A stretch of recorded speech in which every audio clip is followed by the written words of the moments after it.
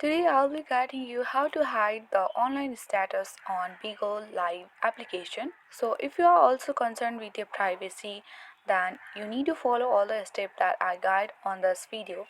Without any further ado, let's get into the video. First thing first, open the BIGO Live application. Make sure you have signed in on your BIGO Live account. If you reach on this home screen of BIGO Live account, simply you need to choose the Me option at the bottom right corner. This will take you to the profile page.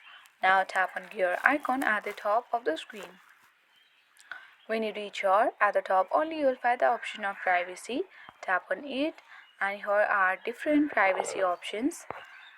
On the second option there is hide your online status option. Simply you need to toggle on this button.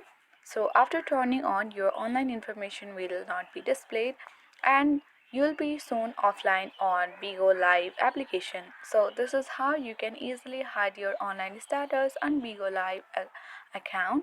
I hope this video was helpful for you. If this was, then hit the like button, comment and subscribe to our channel. Thanks for watching and see you in the next video.